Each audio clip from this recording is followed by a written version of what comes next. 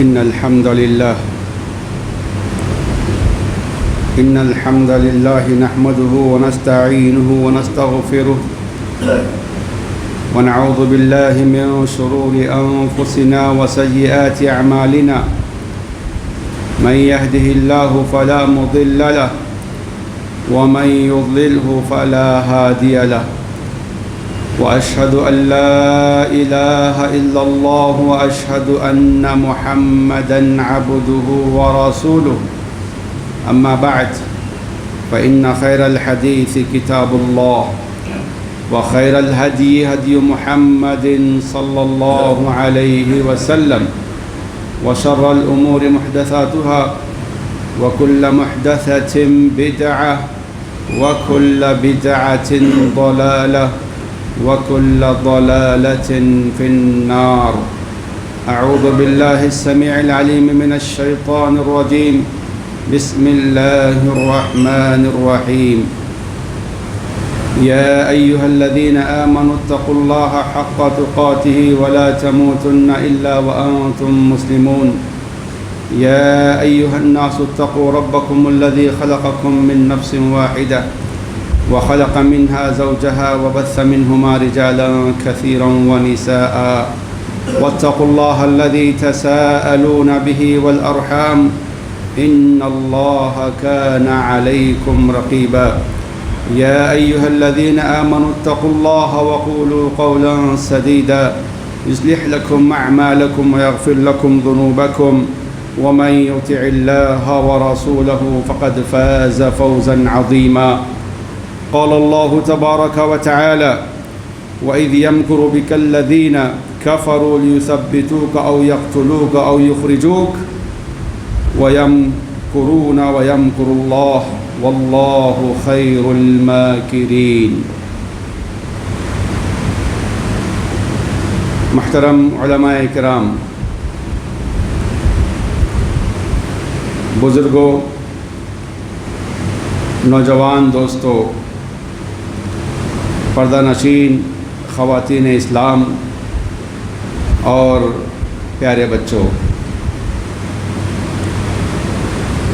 سب سے پہلے اور سب سے زیادہ مجھے بھی اور ہم میں کے ہر فرد کو بھی اسی اللہ وحدہ لا شریک لہ کی تعریف، توصیف، بڑائی، کبریائی، حمد و ثناء بیان کرنا چاہیے اور کرتے رہنا چاہیے.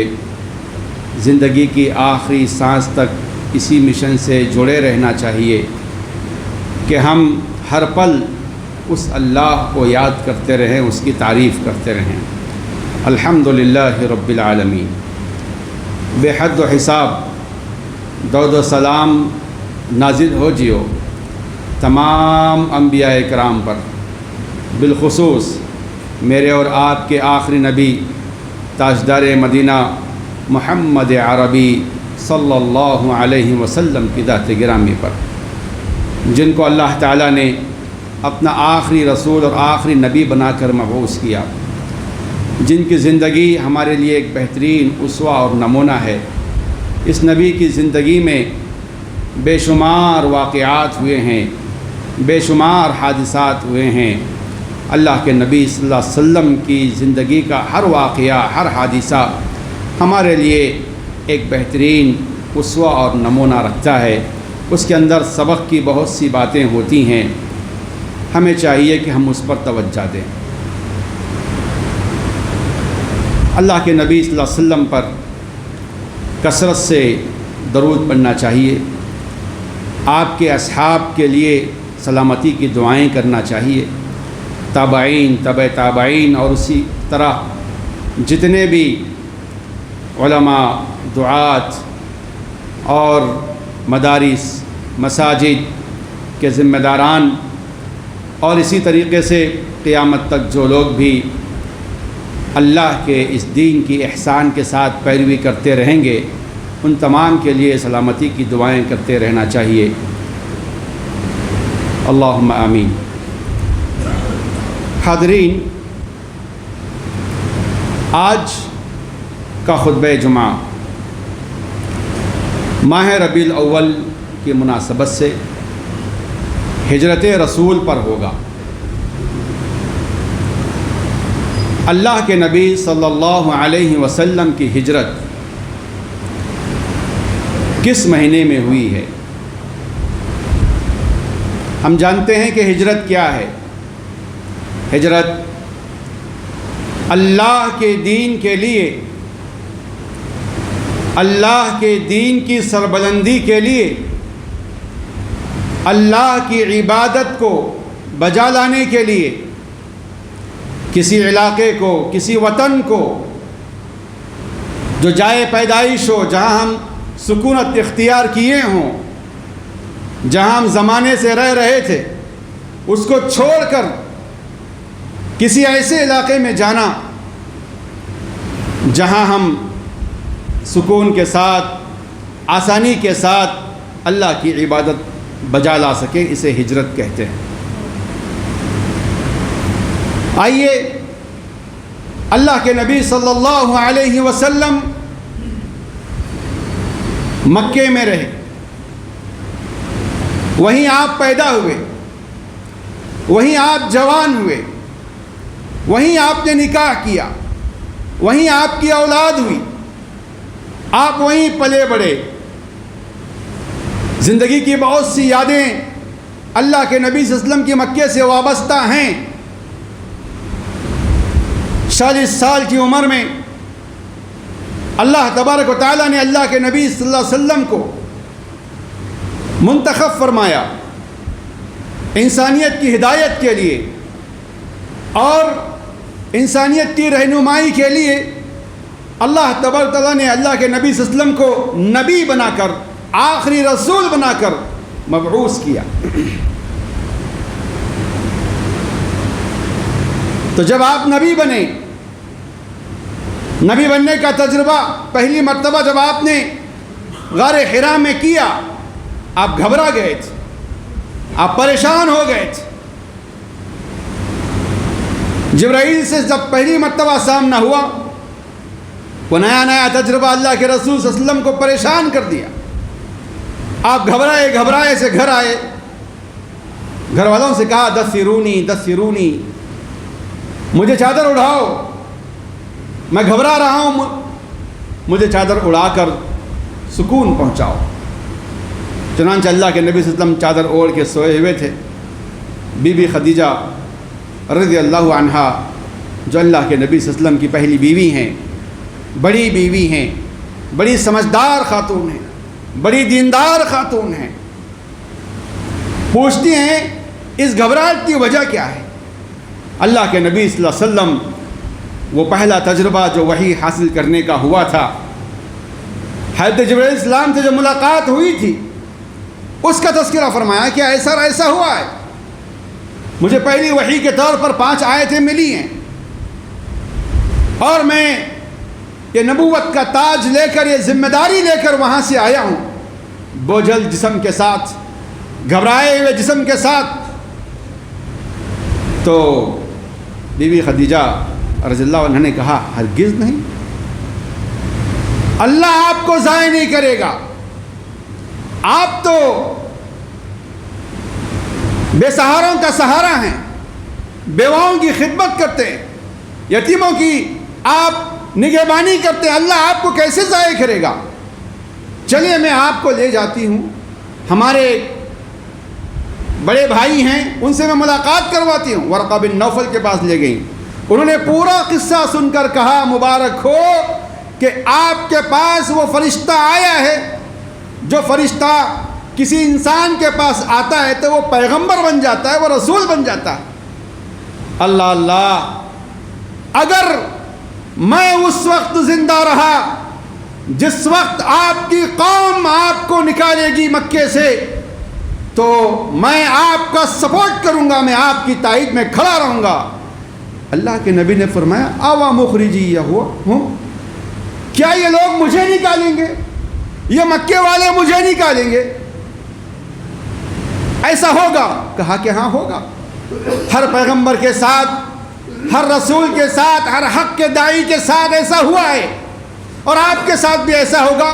یہ میں نے ہسٹری کو سامنے رکھ کر کہا ہے. ورقہ بن نوفل نے یہ بات کی. اللہ اللہ. دن گزرتے گئے. اللہ کے نبی صلی اللہ علیہ وسلم نے مکے والوں کے سامنے توحید کی دعوت دی. پہلے لوگوں کو انفرادی ملاقاتیں کر کر لوگوں کو سمجھایا. ان میں سب سے پہلے ابو بکر صدیق رضی اللہ عنہ ایمان لائے مردوں میں. حضرت خدیجہ تو عورتوں میں ایمان لا چکی تھیں. بچوں میں حضرت علی رضی اللہ عنہ ایمان لائے. اس طریقے سے یہ قافلہ ایک ایک کر کے بڑھتا گیا. چند افراد جمع ہو گئے. پھر اللہ نے حکم دیا فاصدع بما تؤمر کہ اللہ کے رسول صلی اللہ علیہ وسلم اب آپ کو جس بات کا حکم ہے اسے علی الاعلان کہیے. چنانچہ اللہ کے نبی صلی اللہ علیہ وسلم صفا کی پہاڑی پر کھڑے ہو کر اعلان کرتے ہیں اور سب کو دعوت دیتے ہیں. اے بنی ہاشم کے لوگوں آؤ, اے بنی عبد مناف کے لوگوں آؤ. ایک ایک خاندان کا نام لے لے کر اللہ کے نبی صلی اللہ علیہ وسلم نے سب کو بلایا اور تمام افراد حاضر ہوئے. اور آواز کس کی تھی؟ محمد بن عبداللہ کی تھی. آواز کس کی تھی؟ صادق و امین کی تھی. آواز کس کی تھی؟ جس کو خود مکے والوں نے سچا اور امانتدار کہا تھا. ایسے شخص کی آواز تھی. آواز کو سن کر سارے لوگ جمع ہو گئے. جو نہیں آ سکا وہ جو ہے اپنے نمائندے کو بھیج کر کہا جاؤ جو پیغام ہے وہ سن کر آؤ, مجھے بتانا. اللہ کے نبی نے سب کو جمع کر کے کیا کہا؟ قولوا لا الہ الا اللہ تفلحوا تملک العرب والعجم. کہا کہ میرے مکے کے باشندوں, میرے خاندان کے لوگوں اور مکے کے افراد, تم لا الہ الا اللہ کہنا کامیاب ہو جاؤ گے. کیا عرب کیا عجم اس کے مالک بن جاؤ گے. کتنا بڑا پیغام تھا, کتنی بڑی دعوت تھی, کتنا بڑا اعلان تھا. لیکن مکے والوں نے ٹھکرایا, کسی نے قبول نہیں کیا. بلکہ آپ کے چچا ابو لہب نے بڑا سخت رویہ اختیار کیا اور کہا تبن لکا یا محمد الہذا جمعتنا. اے محمد آپ برباد ہو جائیں, کیا آپ نے اسی لیے ہمیں جمع کیا تھا؟ نعوذ باللہ نعوذ باللہ. اللہ نے اس کا جواب سورہ لہب میں دیا, تبت یدا ابی لہب وتب. اے میرے نبی کو بربادی کی بد دعا کرنے والے نبی کو تو وہ اس کی دعا تمہاری دعا قبول نہیں ہوئی. لیکن اللہ تعالیٰ نے آسمان سے آیت نازل کی اور قیامت تک یہ سورہ پڑھا جاتا رہے گا اور اس کے حق میں بد دعا ہوتی رہے گی. حق کا انکار, نہ صرف حق کا انکار کیا بلکہ نبی صلی اللہ علیہ وسلم کے خلاف انہوں نے جو کوشش کی تھی اس پر اللہ تعالیٰ نے وعید نازل فرمائی. حاضرین, اللہ کے نبی صلی اللہ علیہ وسلم دعوت دیتے رہے, مکے والوں کو سمجھاتے رہے. بڑی مشکلوں کا سامنا کیا آپ نے توحید کی دعوت دیتے, ایک اللہ کی پہچان کرانے کے لیے. وہ رب جو اس ساری کائنات کا خالق ہے, وہ رب جو اس ساری کائنات کا مالک ہے, وہ رب جس نے اس ساری عظیم الشان کائنات کو پیدا کیا ہے. ہم اپنی دنیا سے جو کائنات دیکھتے ہیں, یہ خوبصورت کائنات, یہ بڑی کائنات, اللہ اکبر, اتنی عظیم الشان کائنات کو, اتنی خوبصورت کائنات کو اللہ نے بنایا ہے. اللہ نے پیدا کیا ہے, اللہ ہی اس کو چلا رہا ہے, اللہ ہی اس کا رازق ہے, اللہ ہی القیوم ہے جو اس کو سنبھالے ہوئے. ورنہ یہ کائنات تتر بتر ہو جائے گی, بکھر کر ٹکرا کے رہ جائے گی. آپ آسمانوں پہ نظر دوڑاؤ, ذرا دیکھو کہ آسمان میں چاند بھی ہے, سورج بھی ہے, آسمان میں دیگر ستارے بھی موجود ہیں, دیگر سیارے بھی موجود ہیں, آسمان میں ملکی وے بھی ہے, آسمان میں آپ دیکھیں کہ کلسٹر ہے, آسمان میں سپر کلسٹر ہے, آسمان میں ایک آبزرویبل ورلڈ ہے, قابل مشاہدہ کائنات ہم دیکھتے ہیں. یہ سب آسمان دنیا میں موجود ہیں. سائنسدانوں نے سیٹلائٹ کو جب فضا میں بھیجا، اس نے فوٹوز نکال کر کے زمین میں بھیجا، اس کے سب چیزوں کو ہم دیکھتے ہیں، اور کتنے ویڈیوز ہیں جو ہماری آنکھوں کے سامنے نکلتے ہیں، جو سائنس کے طالب علم اسٹوڈنٹ ہیں وہ دیکھتے ہیں کہ دنیا کتنی بڑی ہے۔ اللہ اکبر، کتنی بڑی ہے یہ دنیا۔ یہ زمین سورج کے سامنے ایک معمولی حیثیت رکھتی ہے۔ سورج جو ہے پوری دنیا کے ستاروں میں سب سے چھوٹا ستارہ ہے، the smallest star of the universe. Universe کا سب سے چھوٹا ستارہ سورج ہے، ہمیں یہ بڑا دکھتا ہے۔ یہ ساری کائنات، اتنی بڑی بڑی مخلوق کا خالق کون ہے؟ اللہ ہے۔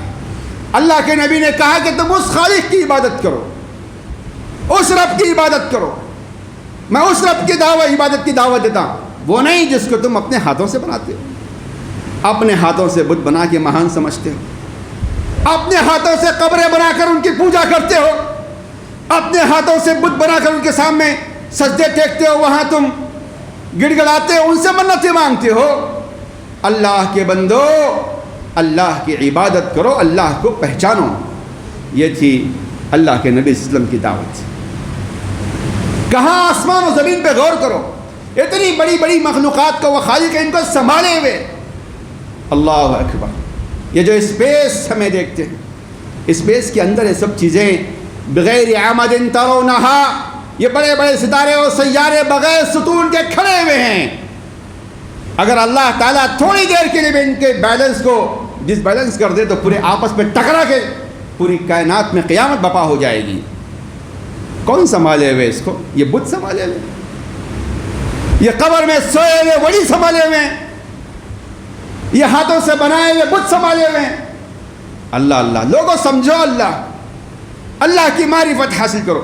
اللہ کے نبی صلی اللہ علیہ وسلم نے انسانوں کے سامنے قرآن کی آیتیں پڑھ پڑھ کر ان کو سنایا اور اللہ کی معرفت کی دعوت دی، لیکن نہیں مانا، انہوں نے انکار کیا، اصرار کیے۔ آخر اللہ کے نبی کو نکالا، مکے سے نکالنے کا فیصلہ کیا۔ اب آئیے، 13 سال کی دعوت ہوئی، 13 سال کی محنت ہوئی، 13 سال کی محنت کے بعد کیا صلاح دیا مکے والوں نے؟ چند لوگ اللہ کے نبی صلی اللہ علیہ وسلم پر ایمان لائے، اور بقیہ لوگ اللہ کے نبی صلی اللہ علیہ وسلم پر ایمان نہیں لائے، اور بہت سے لوگ اللہ کے نبی صلی اللہ علیہ وسلم کو پریشان کرنا شروع کیا، اور سرداران تو آپس میں جمع ہو کر ایک مرتبہ فیصلہ کرنے لگے۔ کس بات کا فیصلہ؟ اللہ تعالیٰ نے سورہ انفال سورہ نمبر 8 کی آیت میں اللہ نے ارشاد فرمایا، ایک آیت میں ارشاد فرمایا کہ آیت نمبر 30 میں اللہ نے ارشاد فرمایا وَإِذْ يَمْكُرُ بِكَ الَّذِينَ كَفَرُوا لِيُثَبِّتُوكَ أَوْ يَقْتُلُوكَ أَوْ يُخْرِجُوكَ۔ اے اللہ کے رسول، اس وقت کو یاد کرو جبکہ یہ کفر کرنے والے، اللہ کا انکار کرنے والے سازشیں رچ رہے تھے، آپ کے خلاف سازشیں کر رہے تھے کہ آپ کو کسی کمرے میں بند کر دیا جائے، یا آپ کو قتل کر دیا جائے، یا آپ کو شہر سے نکال کر باہر کر دیا جائے، ملک بدر کر دیا جائے۔ وہ لوگ اپنی سازشیں کر رہے تھے اور اللہ اپنی تدبیریں کر رہا تھا، اور اللہ بہترین تدبیر کرنے والا ہے، واللہ خیر الماکرین۔ کیا ہوا؟ جمع کیا ابو جہل نے، لوگوں کو جمع کر کے مشورہ کیا کہ کیا کیا جائے، اللہ کے رسول کو کیسے ان کی دعوت سے باز رکھا جائے۔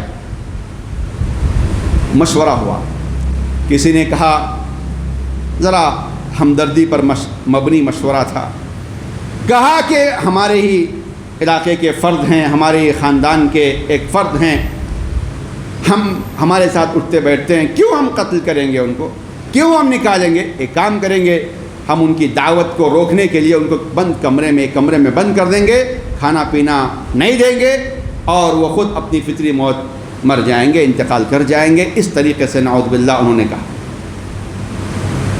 بعض نے کہا کہ نہیں، قتل کر دیں گے، ابو جہل وغیرہ کی رائے تھی۔ بعض نے کہا کہ نہیں، قتل نہ کرو بلکہ مکے سے نکال دو، مکے میں تو ہم ان کی دعوت سے محفوظ رہیں گے، جائے دوسرے لوگ جو قبول کرتے ہیں کرنے دیں۔ اس مجلس میں کہا جاتا ہے کہ شیطان بھی ایک بزرگ کی شکل اختیار کرتے ہوئے آیا. اس نے کہا کہ دیکھو اگر آپ کمرے میں بند کرو گے تو آلریڈی اللہ کے نبی صلی اللہ علیہ وسلم کو چاہنے والے، ان کی دعوت کو اپنانے والے بہت لوگ ہیں، آئیں گے اور حملہ کریں گے، لے کے چلے جائیں گے، تمہارا یہ پلان ناکام ہو جائے گا. اگر تم مکے سے نکال دو گے تو یہ تو ان کے لیے سب سے بڑی اپرچونٹی ہوگی کہ وہ دعوت کا کام کریں گے اور پھر پورے عرب کو اپنے فیور میں کر کے تم پر حملہ کریں گے. تو یہ تمہاری دونوں پلاننگ فیل. ایک ہی راستہ سب سے اچھا ہے، وہ کیا ہے؟ کا قتل کرو، نعوذ باللہ. اور وہ بھی پلان کیسے دیا؟ کہا کوئی ایک خاندان قتل نہ کرے، کوئی ایک آدمی قتل نہ کرے، ہر خاندان میں سے ایک ایک نوجوان کو لے لیا جائے اور ایک ساتھ حملہ کریں. یہ ساری پلاننگ ہوئی. تھوڑا سیرت کی کتابیں اٹھا کے پڑھیے، تاریخ کی کتابیں اٹھا کے پڑھیے. یہ پلاننگ، اس کا فیصلہ کس مہینے میں ہوا؟ سفر کے مہینے میں ہوا. یہ فیصلہ سفر کے مہینے میں ہوا کہ اللہ کے نبی صلی اللہ علیہ وسلم کو قتل کر دیا جائے. چنانچہ 26 یا 27 سفر کو کہ رات کو لوگ جمع ہو گئے اللہ کے نبی کے گھر کے طرف، قتل کرنے کے لیے تلواریں ننگی لے کر کھڑے ہیں. اللہ نے حکم دیا اب ٹائم آیا ہے ہجرت کا، مکہ چھوڑنے کا، اب چھوڑیے مکہ. اس سے پہلے اللہ کے نبی صلی اللہ علیہ وسلم نے پلان کر لیا تھا. ذی الحجہ کے مہینے میں مدینہ کے لوگ جب آئے تھے تو بیعت عقبہ ثانیہ ہو گئی تھی کہ اب ہجرت کریں گے مکے سے مدینے کو. تو مدینہ کے انصاری صحابہ نے کہا تھا کہ آپ آئیے ہمارے پاس، ہم آپ کے سپورٹ کریں گے، آپ کی دعوت کو تسلیم کرتے ہیں، ہم مسلمانوں کو جگہ دیں گے، آئیے آپ ہمارے پاس. تو اللہ کے نبی نے صحابہ کرام کو بھیجنا شروع کر دیا تھا. لیکن اللہ کے نبی ابھی سفر شروع نہیں کیے تھے اور آپ نے ہجرت نہیں کی تھی، آپ مکے ہی میں رکے ہوئے تھے. ہمیں معلوم ہونا چاہیے کہ اللہ کے نبی صلی اللہ علیہ وسلم مکے سے جس مہینے میں آپ نے ہجرت کا آغاز کیا وہ کون سا مہینہ ہے؟ کون سا مہینہ ہے؟ سفر کے آخری تاریخ کو آپ گھر سے نکلے، سفر کی 27 تاریخ کو یا 26 تاریخ کو آپ گھر سے نکلے. آپ غار ثور میں 3 دن تک آپ نے قیام کیا. وہاں سے پہلی ربیع الاول کو جائیے الرحیق المختوم اٹھا کے دیکھیے، جائیے ابن کثیر کا البدایہ والنہایہ اٹھا کے دیکھیے، جائیے آپ ابن ہشام کی کتاب سیرت کو اٹھا کے دیکھیے، تاریخ کی کتابوں میں اٹھا کے دیکھیے. انہوں نے بڑی وضاحت سے لکھا ہے. اور الرحیق المختوم کے مصنف نے تو بڑی تحقیق سے لکھا ہے، کہا کہ اللہ کے نبی صلی اللہ علیہ وسلم 1 ربیع الاول کو پیر کے دن مکے سے نکلے ہیں، غار ثور سے نکلے ہیں. اور آپ نے ایک طویل راستہ عبداللہ بن ورقد کی رہنمائی میں آپ نے سفر کا آغاز کیا اور مدینے کو پہنچے ہیں. جب مدینہ پہنچے تاریخ کیا تھی؟ 12 ربیع الاول، دن پیر کا. تو اللہ کے نبی صلی اللہ علیہ وسلم نے جس مہینے میں سفر کا آغاز کیا ہے ہجرت کا، تحقیق یہ کہتی ہے، سیرت کی کتابیں اس پر شاہد ہیں کہ وہ ربیع الاول کا مہینہ تھا. جب آپ نے مکہ چھوڑ کر جہاں دین پر عمل کرنا مسلمانوں کے لیے مشکل تھا، جہاں دین کی دعوت دینے پر پابندیاں عائد ہو گئی تھیں، اللہ کے نبی صلی اللہ علیہ وسلم کو قتل کرنے کی سازش اور پلاننگ رچی گئی تھی. اس علاقے کو آپ نے چھوڑ کر ایک ایسے علاقے کی طرف ہجرت کی جہاں امن تھا، جہاں سکون تھا، جہاں چین تھا، وہاں آپ نے ہجرت کی. تو میرے بھائیوں، یہ کون سا مہینہ تھا؟ یہ ربیع الاول کا مہینہ تھا. صحابہ اکرام کا زمانہ، اس زمانے میں حضرت ابوبکر صدیق کا دور تھوڑا یاد کیجیے. مسلمانوں کو اس بات کا احساس ہوتا ہے، صحابہ اکرام کو، کہ جیسے دیگر قوموں کے کیلنڈر ہیں، مسلمانوں کا بھی ایک اپنا کیلنڈر ہونا چاہیے. اس کے لیے مشورے ہوئے کہ کہاں سے شروع کیا جائے، کیلنڈر کی تاریخ کا آغاز کس سال سے ہم اس کو آغاز بنائیں. کیا اللہ کے نبی صلی اللہ علیہ وسلم کی ولادت؟ کیا اللہ کے نبی صلی اللہ علیہ وسلم کی بعثت؟ नबी बनाया जाना, उस साल को हम बुनियाद बनाएंगे? क्या हम अल्लाह के नबी सल्लल्लाहु अलैहि वसल्लम की हिजरत को बुनियाद बनाएंगे या हम अल्लाह के नबी सल्लल्लाहु अलैहि वसल्लम की वफ़ात को बुनियाद बनाएंगे? 4 किस्म के मशवरे आए। कितने किस्म के? 4 किस्म के मशवरे आए। और जब मशवरे होते हैं तो मशवरे कई आ सकते हैं, लेकिन फ़ैसला सिर्फ एक बात पर होता है। सहाबा इकराम ने आपस में मशवरा किया और हमें भी आपस में बड़े बड़े मामलात में मशवरा करना चाहिए। मशवरे में कई बातें आ सकती हैं। मशवरा देने वाला मुखलिस रहे कि वो मशवरा दे, मशवरा थोपे नहीं, मशवरे को लाजिम ना करे कि मेरी बात मानना ही मानना, तो मैं अपने आप से अलग हो जाऊंगा। ये हमारा मिजाज बन गया। सहाबा ऐसे नहीं थे। सहाबा मशवरा देते थे, फैसले के लिए अमीर को इख्तियार देते थे। उस वक्त अमीर कौन थे? अमीरुल मोमिनीन उमर बिन खत्ताब रज़ियल्लाहु अन्हु थे।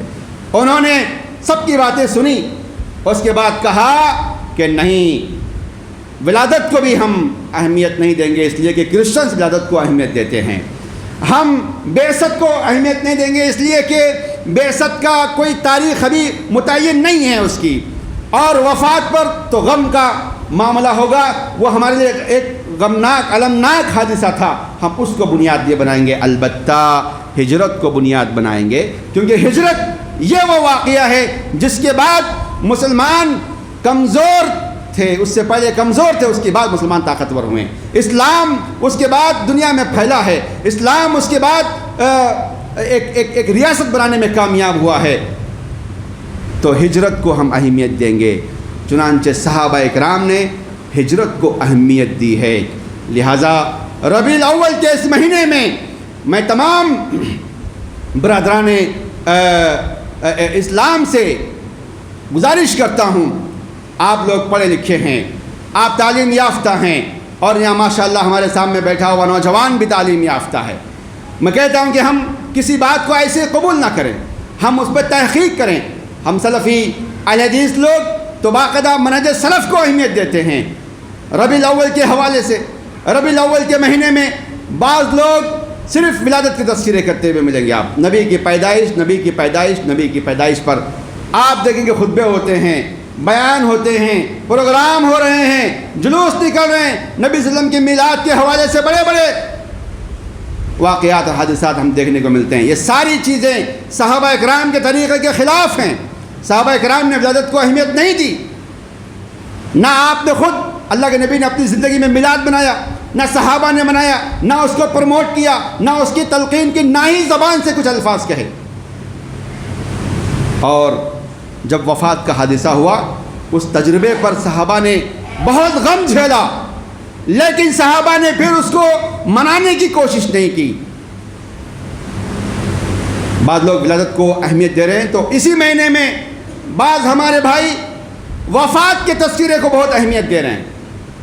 हम ये गुजारिश कर रहे हैं अहले हदीसों से, सलफ़ियों से, वो बाक़ायदा एक मूवमेंट शुरू करें, सहाबा के मनहज को सामने रखें, सहाबा के तरीक़े को सामने रखें, और हिजरत रसूल को अहमियत दें। इसमें मौजूद पैगाम को, इसमें मौजूद दावती मिशन को, उसे अहमियत दें, हम उसको प्रमोट करें। क्योंकि सहाबा ने अपने कैलेंडर का आगाज़ हिजरत से किया है, और सहाबा इकराम ने हिजरत का आगाज़ किया मुहर्रम के महीने से। लेकिन मेरा सवाल ये है कि अल्लाह के नबी सल्लल्लाहु अलैहि वसल्लम ने किस महीने में हिजरत का आगाज़ किया? तो उसका जवाब है कि रबीउल अव्वल के महीने में हिजरत का आगाज़ किया। पीर का दिन था, आप चलते चलते रहे, 12 दिन का आपने सफ़र किया, कुबा में आप पहुँचे, फिर आपने जो है मदीने में आपने 12 रबीउल अव्वल के आसपास आपने दाखिला लिया, आप दाखिल हुए। अल्लाह अकबर! कैसा इस्तकबाल किया मदीने वालों ने अल्लाह के नबी का, बड़ा पुरतफाक इस्तकबाल किया। तो हमें चाहिए कि हम इस चीज़ को समझें, और जितने लोग यहाँ सुन रहे हैं, ये सारे नौजवान, ये जनजी, ये जन अल्फ़ा जो तहक़ीक़ करती है, आज आपके पास तहक़ीक़ करने के लिए अल्हम्दुलिल्लाह सारी किताबें आपके फिंगर टिप्स पे मौजूद हैं। आप तहक़ीक़ करके किसी चीज़ को मानिए। ऐसे ही देख रहे हैं कि लोग जो है रबीउल अव्वल के महीने में मिलाद के हवाले से नबी सल्लल्लाहु अलैहि वसल्लम के पैदाइश का दिन मना रहे हैं। ये किसका दिन मना रहे हैं आप? किसको देख कर मना रहे हैं? ये किसका हुक्म है? ये किसका तरीक़ा है? ये किसकी नक्काली है? किसी सहाबी की तो नक्काली नहीं है, اللہ کا کوئی حکم تو کسی قرآن مجید کی کسی آیت میں بیان نہیں ہے، نبی کریم صلی اللہ علیہ وسلم کا کوئی بیان کردہ کوئی فرمان تو نہیں ہے کہ میری پیدائش کا دن مناؤ، کہا آپ نے۔ ہاں، اگر آپ کو اللہ کے رسول سے محبت ہے، ان بدعات کو چھوڑ کر کے سنت کو اپناؤ، سنت کے طریقے کو اپناؤ۔ کیا ہے صحیح طریقہ؟ اللہ کے نبی صلی اللہ علیہ وسلم سے محبت میں، اللہ کے نبی صلی اللہ علیہ وسلم کی ولادت کے حوالے سے اگر آپ کوئی سنت کو اپنانا چاہتے ہو تو وہ ایئرلی نہیں ہے، سال میں ایک دن نہیں ہے، ہر ہفتہ ہے۔ جو بدعتی ہے وہ سال میں ایک مرتبہ میلاد مناتا ہے، اور جو سنت پر عمل کرنے والا ہے وہ پیر کے دن روزہ رکھ کر اللہ کے نبی صلی اللہ علیہ وسلم کی سنت کی پیروی کرتا ہے۔ لہذا بدعات سے اپنے آپ کو بچاؤ، سنتوں کو اپناؤ۔ جب ایک بدعت شروع ہوتی ہے تو ایک سنت کا خاتمہ ہوتا ہے، علماء نے اس کو بڑی وضاحت سے کہا ہے۔ تو اس بدعت، میلاد کی اس بدعت سے کس سنت کا خاتمہ ہوا؟ پیر کے روزے کو لوگوں نے بلا ہی دیا۔ اللہ کے نبی سے پوچھا گیا، صحابہ کرام نے دیکھا کہ اللہ کے نبی پیر کے دن بڑے اہتمام سے روزہ رکھتے ہیں، پوچھا کیوں روزہ رکھتے ہو؟ آپ نے فرمایا فیہ ولدت، اس دن میں پیدا ہوا ہوں۔ تو اللہ کے نبی سے محبت ہے، اللہ کے نبی کے طریقے سے محبت ہے، اللہ کے نبی کی سنتوں سے محبت کرو۔ من احب سنتی فقط احبنی، جو میری سنتوں سے محبت کرے گا وہ مجھ سے محبت کرنے والا ہے۔ پھر ایک جگہ فرمایا ومن احبنی کان معی فی الجنہ، اور جو مجھ سے محبت کرے گا وہ جنت میں میرے ساتھ رہے گا۔ اتنی بڑی خوشخبری ہے۔ تو بدعت سے اپنے آپ کو بچاؤ، اپنے بچوں کو بچاؤ، نوجوانوں آپ خود بچو، تحقیق کرو، تحقیق کی روشنی میں باتوں کو مانو۔ ہاں یہ بات صحیح ہے، بعض روایتوں میں یہ بات بھی موجود ہے کہ نبوت بھی شروع ہوئی ربیع الاول کے مہینے میں، وہی نازل ہوئی ہے رمضان میں، پہلی وہی۔ ایسی بھی تحقیق کی باتیں ملتی ہیں۔ تو ربیع الاول کا مہینہ، ربیع کا مطلب ہوتا ہے بہار، ونگ۔ یہ بڑا سنہرا، یعنی سنہرے ایام کو ربیع کہتے ہیں عربی میں۔ تو سنہرے ایام کا پہلا مہینہ ہے۔ اس کی شروعات آپ دیکھیں گے کہ نبی کی ولادت اسی مہینے میں، نبی کی بعثت بھی اسی مہینے میں، قرآن نازل ہوا رمضان کے مہینے میں، اور نبی صلی اللہ علیہ وسلم کی ہجرت بھی اسی مہینے میں۔ اسی پر میں نے آپ کے سامنے پوری توجہ مبذول کی ہے۔ پھر نبی صلی اللہ علیہ وسلم کی وفات بھی اسی مہینے میں، اور وہ بھی اگر آپ دیکھیں گے تو کہیں نہ کہیں پیر کا دن آتا ہے، پیدائش بھی پیر کا دن، بعثت کے دن بھی، اور اسی طریقے سے ہجرت کا آغاز بھی، اور وفات کا دن بھی پیر کا ہی ملتا ہے۔ تو یہ تحقیق کرنے سے آپ کو یہ باتیں معلوم ہوں گی۔ لہٰذا میں آپ لوگوں سے اس بات کی اپیل کرتا ہوں کہ ان باتوں کو آپ ذہن میں رکھیں۔ اور ربیع الاول کے مہینے میں لوگوں نے میلاد کا اہتمام کیا، ولادت کا تذکرہ کیا، تو ان کا کاؤنٹر کرنے کے لیے، جواب دینے کے لیے ہمارے بعض علماء نے وفات کا تذکرہ شروع کر دیا۔ ٹھیک ہے، لیکن صحابہ کا طریقہ کیا ہے؟ صحابہ کا منہج کیا ہے؟ کہ صحابہ اکرام نے ولادت اور وفات کو چرچا ہوا، لیکن ترجیح کس کو دی؟ کس کو پریفر کیا؟ ہجرت کو پریفر کیا۔ اب ہم پر بھی ضروری ہے کہ ہم صحابہ کے طریقے کو اپنانے والے ہیں۔ صحابہ کا ایمان ہمارے لیے نمونہ ہے۔ فرمایا فَإِنْ آمَنُوا بِمِثْلِ مَا آمَنْتُمْ بِهِ فَقَدِ اهْتَدَوْا، بعد والے ویسے ایمان لائے جیسے صحابہ ایمان رکھتے وہ ہدایت پر ہیں۔ قُلْ هَذِهِ سَبِيلِي أَدْعُو إِلَى اللَّهِ عَلَىٰ بَصِيرَةٍ أَنَا وَمَنِ اتَّبَعَنِي، اللہ کے نبی سے اعلان کروایا گیا، آپ کہیے کہ یہ وہ راستہ ہے، یہ میرا راستہ ہے۔ قُلْ هَذِهِ سَبِيلِي أَدْعُو إِلَى اللَّهِ، اسی راستے کی میں دعوت دیتا ہوں۔ کون؟ آنا، میں، اللہ کے نبی نے کہا آنا وَمَنِ اتَّبَعَنِي، اور جو میری پیروی کرنے والے ہیں۔ کون اللہ کے نبی کی پیروی کرنے والے پہلے تھے؟ صحابہ کرام تھے۔ تو صحابہ کرام کا یہ طریقہ ہے۔ تو ہمیں چاہیے کہ ہم ہجرت کو اہمیت دیں، ہجرت میں موجود اسباق کو، ہجرت میں موجود باتوں پر ہم توجہ دیں۔ ربیع الاول میں وہ زبردست پلاننگ ہے، آپ دیکھیں گے تعجب ہوگا اللہ کے نبی صلی اللہ علیہ وسلم نے کیسے جو ہے پلاننگ کیا ہے، تیاری کیسے کی ہے، کیسے جو ہے آپ نے ایک غیر مسلم پر بھی آپ نے اعتماد کیا جو کہ قابل بھروسہ تھا، ایسی بہت ساری اس کے اندر سبق اور عبرتیں پوشیدہ ہیں، اگر کسی اور موقع سے ہم آپ کے سامنے اس کی تفصیل بیان کریں گے۔ اب دیکھیے کہ ربیع الاول میں کتنی چیزیں پہلی بار ہوئی ہیں۔ اللہ کے نبی صلی اللہ علیہ وسلم مدینے میں داخل ہوئے ربیع الاول کے مہینے میں۔ اللہ کے نبی صلی اللہ علیہ وسلم نے پہلا جمعہ پڑھا ہے ربیع الاول کے مہینے میں۔ جب آپ مدینہ پہنچے تو آپ نے پہلا جمعہ قائم کیا، تو پہلا جمعہ کس مہینے میں ہوا؟ ربیع الاول کے مہینے میں ہوا ہے۔ پہلا خطبہ ربیع الاول کے مہینے میں ہوا ہے۔ اللہ اکبر۔ آپ توجہ دیجئے کہ پہلی مسجد جو اللہ کے نبی نے قباء میں بنائی ہے، کس مہینے میں بنائی ہے؟ ربیع الاول کے مہینے میں نہیں۔ آپ قباء پہنچے، آپ نے مسجد بنا دی، تو پہلی مسجد ربیع الاول کے مہینے میں، پہلا جمعہ ربیع الاول کے مہینے میں، پہلا خطبہ ربیع الاول کے مہینے میں۔ ابھی چلیے کہ اللہ کے نبی صلی اللہ علیہ وسلم کی وفات کس مہینے میں ہوئی؟ اسی مہینے میں ہوئی ہے۔ تو پہلی خلافت، جی پہلے خلیفہ پر کے ہاتھ پہ جو بیعت ہوئی ہے وہ بھی ربیع الاول کے مہینے میں۔ ایسی بہت سی مناسبتیں اگر ہم تاریخ پڑھیں گے، سیرت پڑھیں گے تو ہمیں ملیں گی۔ تو بہرحال یہ بڑا زرخیز موضوع ہے، بڑا طویل موضوع ہے۔ میں نے مختصر وقت میں آپ کے سامنے اس کو سمجھنے کی کوشش کی ہے۔ پیغام یہ دینا چاہتا ہوں آج کے اس خطبے کے حوالے سے کہ ہم ربیع الاول کے مہینے میں بہت زیادہ ولادت کے چرچے سنتے ہیں، بہت زیادہ وفات کے چرچے سنتے ہیں، لیکن جس چیز کو ہم نے پس پشت ڈال دیا ہے، یا جس اہم چیز کو ہم نے بھلا دیا ہے، جو کہ اسی مہینے میں اللہ کے نبی صلی اللہ علیہ وسلم کے زندگی میں وہ واقعہ پیش آیا ہے، اور وہ عظیم الشان واقعہ ہے، وہ ہمارے لیے بڑی عبرتیں، بڑی نصیحتیں اس میں موجود ہیں، ہم نے اس واقعے کو پس پشت ڈال دیا ہے۔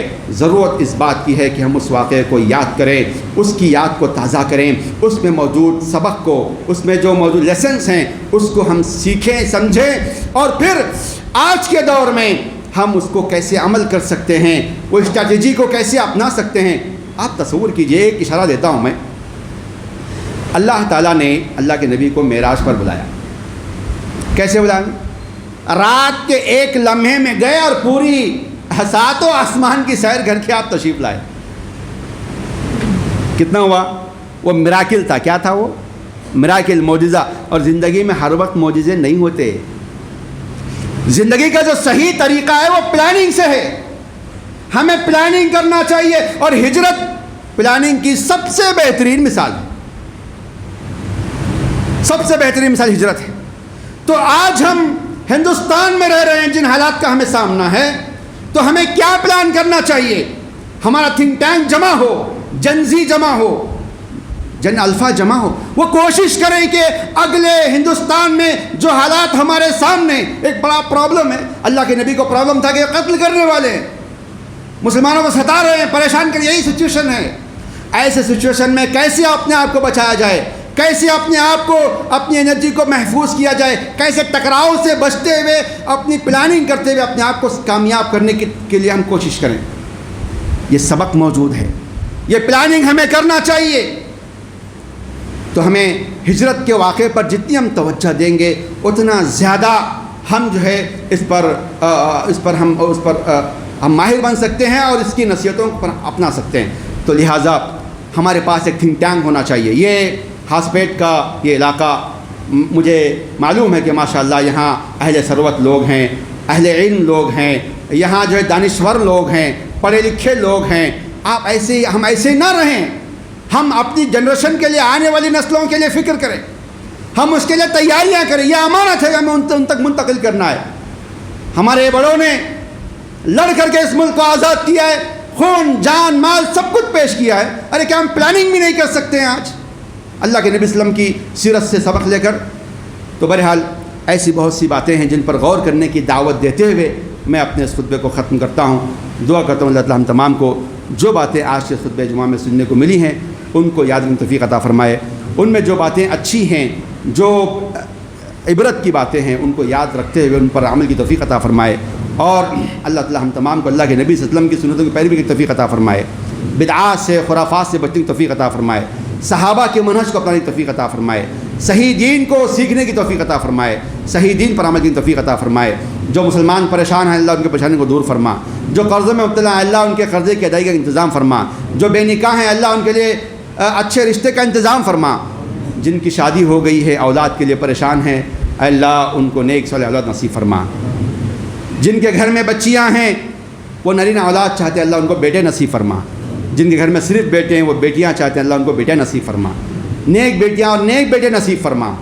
اور جن گھروں میں اولاد ہے لیکن وہ سدھرے ہوئے نہیں ہیں، ماں باپ کو پریشان کر رہے ہیں، اللہ ہم دعا کرتے ہیں ان نوجوانوں کی اصلاح فرما، ان کو ماں باپ کا فرما بردار بنا دے، اللہ امت کے حق میں ان کے لیے بہتر بنا دے، اے اللہ ان کو دین سے جوڑ دے، اللہ کے گھر سے جوڑ دے، اور اللہ کی عبادت سے اللہ ان کو جوڑ دے۔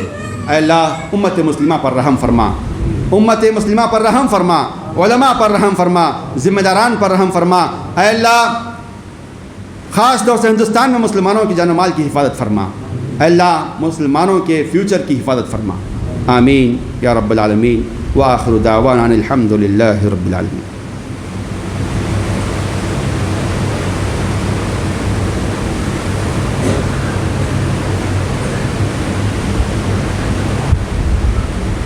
إن الحمد لله نحمده ونستعينه ونستغفره ونعوذ بالله من شرور أنفسنا وسيئات أعمالنا من يهده الله فلا مضل له ومن يضلل فلا هادي له وأشهد أن لا إله إلا الله وأشهد أن محمدا عبده ورسوله أما بعد فإن خير الحديث كتاب الله وخير الهدي هدي محمد صلى الله عليه وسلم وشر الأمور محدثاتها وكل محدثة بدعة وكل بدعة ضلالة وكل ضلالة في النار۔